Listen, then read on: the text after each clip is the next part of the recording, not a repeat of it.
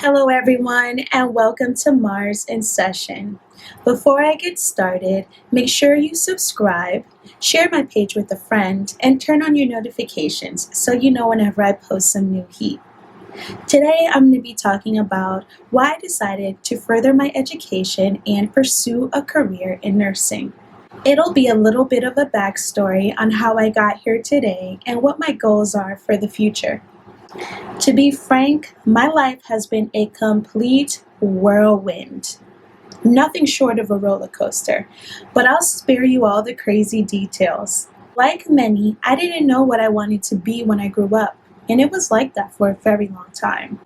I went directly into college after high school because it was what was expected of me, but I had no real passions like some of my peers, so I didn't exactly excel like I should have. I've always been a scholar, an exceptional student that always excelled in everything that she did. Always did extremely well on exams and really didn't have any trouble with being a good student in school. I was raised in a very strict and sheltered West Indian Caribbean household.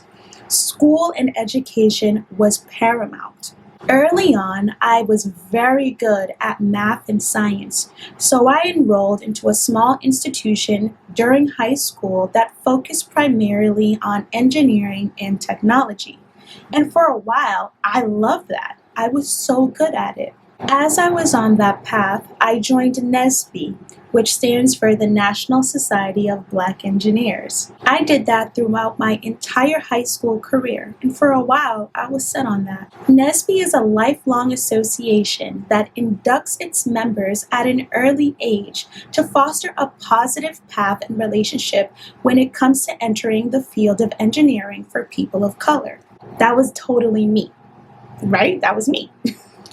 So once I graduated high school, I could not wait to get out of New England. So I went as far as I could and ended up in college in Atlanta, Georgia. And all of that engineering and technology stuff went directly out the window. I rebelled hard and fast, and it was because the freedom that I had was so great. It tasted so good. And all of that is to my detriment, unfortunately. I had no discipline for school, and I fell behind faster than I could even realize what happened to me. And I kind of gave up for the next 3 years. I worked a degular job, getting paid basically peanuts, working at a retail store in the mall, Lenox Square Mall. And after a while, I realized that Georgia was not it for me. This was not a good fit, and I needed to get out of here now. And that's when I moved back up north for a fresh start in New York City. Immediately when I got to New York, I got myself into the most toxic relationship I could find. I went from one bad situation to the next, and the fresh start that I thought I was going to have went right down the tube. So I started working another degular job, and I got really comfortable just living paycheck to paycheck. I really wasn't interested in finding a career or fortifying a stable salary. And I really couldn't compete for good paying jobs because at that point, I hadn't even gotten my undergrad degree yet. So I did that for about 5 years, where I fell, got back up, fell again, got back up, until I said enough is enough and I need to move back home to my home state. So that's what I did. My toxic relationship failed. It was too hard to live in New York without enough money. As you know, it's very expensive there. So immediately when I moved back home to Massachusetts, that's when everything started to change immediately for the better. It's so crazy how when I graduated high school, I could not wait to get away from Massachusetts. And then life just came full circle where it turned out to be my safe haven, and I could not wait to get back home. So right away, when I moved back home, I got a job as a 911 dispatcher for a global company that makes major medical equipment and monitors some of it, which was what I was doing as a 911 dispatcher. And that's what sparked my entire interest in healthcare. So I had some college credits in the bank. primarily core classes, but nowhere near enough to graduate anytime soon. To be honest, school wasn't anywhere on my radar because my first go at it was such a bad experience that it wasn't something on the top of my list to do anytime soon. I got used to making money and I didn't really have any interest in trying that go at school again. But I knew that I was smart and I had it in me to give it another go. I just didn't know when.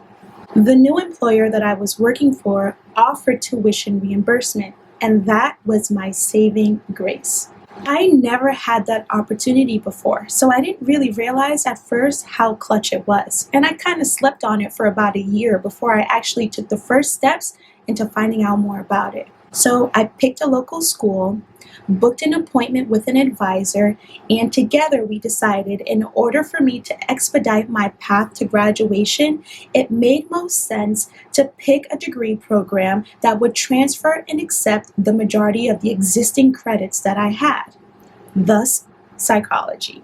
I enrolled right away into an accelerated program that took place at night. Each class was only 5 weeks long, so it truly was accelerated. And I had the choice to either pick classes that were completely online or that met once a week for 4 hours.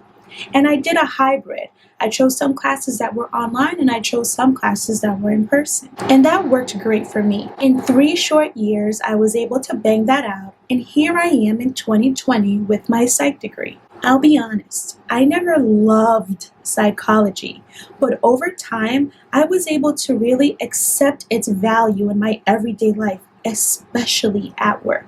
During this time at my job, I was able to quickly work my way up the ladder and I got promoted several times to the point where I became an account manager for the Pacific Northwest Hemisphere of the United States, where I sold post-acute care medical equipment, population health management solutions.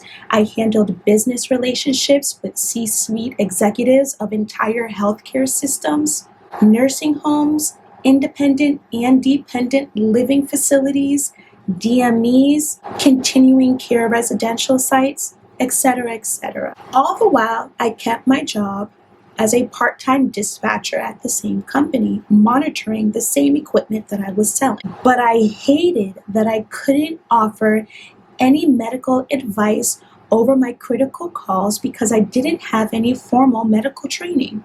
I was severely under-equipped to truly help in the time of an emergency, and I hated that. However, my psychology skills helped me, especially when I was speaking to patients, the mentally ill, the geriatric population, family members that were distraught during a critical call, especially suicide calls. But when I got a critical call from a patient who was actively dying, having a heart attack, cardiac arrest, a stroke, seizuring, a diabetic reaction, I couldn't help. The only thing that I could do was get all the pertinent information and either dispatch police, fire, or ambulance and ensure them that help was on the way. And then I had to hang up. I knew that I was helping, but it didn't seem like I was doing all that I could. I needed to do more. And that's where it all started. I decided I wanted more direct patient care access, not just indirect like I was used to. I wanted to make more of a difference, so that's when I started to research how I could make that happen for myself, especially since I got tuition reimbursement, so why not? At this point, I was so close to finishing my undergrad degree, so naturally I knew that next steps were definitely in order. I researched master's programs in healthcare, and that's when I stumbled across an accelerated second degree Bachelor's of Science in Nursing graduate program, and it seemed to fit all the criteria of what I was looking for. Healthcare in New England is extremely prevalent, so there were a plethora of options that offered this accelerated second degree BSN RN option for myself. I'm talking 1 to 1.5 years of intense schooling to obtain another bachelor's degree in the science of nursing. It's kind of a no-brainer. And a lot of the programs that I was finding had completely online options. So that's when I decided this is what I wanted to do. And I haven't felt this motivated, this strongly, this passionate about my education and about something that I wanted to pursue as a goal in a very, very long time. That's how I know I'm definitely on the right path. This feeling that I get when I think about accomplishing this goal is unlike any other feeling of surety I've had before. I've done my research, I've created an action plan, I've aligned myself with very influential people, I have the support of my family, and I know I'm ready. Nursing school is extremely competitive, but I know I'm more mature now. My goals are set in stone and my discipline is A1. I truly believe that God had me on the path that I was on to lead me exactly here where I am now. And that has not gone over my head one bit. It makes sense why everything has happened the way that it has. My goal after I graduate nursing school is to practice and gain experience in the field for at minimum 3 years. I think of nursing as a trade, an invaluable skill, a tool that I can always have in my back pocket for now or later. I absolutely love the corporate side of healthcare as I've become accustomed to it. So the role of an informatics nurse obviously piques my interest. If you don't know what that is, an informatics nurse is one that specializes in data recovery, ethics, patient care, decision support systems, human-computer interaction, information systems, computer science, especially electronic patient records, intelligent systems like e-learning and telenursing. The list goes on and on, really. Hopefully, I'll be able to break into biopharmaceuticals with that title. Stay there for a while, obtain a great salary, all while working towards obtaining my CRNA at a company that offers tuition reimbursement, of course.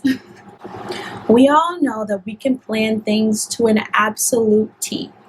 The universe and God will rework that plan for you. So all of that I just said is a very broad roadmap that is open to detours along the way. So I'll leave you with this. We all have a story and a past. All that matters is how we use it to make our next steps our absolute best steps. I realize that in order for me to be successful and happy, I have to set goals that command my attention and my thoughts, goals that liberate my energy, and goals that inspires my hopes. You can do it too. Until next time, don't forget to subscribe, share, and turn on your notifications. Thank you so much for joining me at Mars in Session.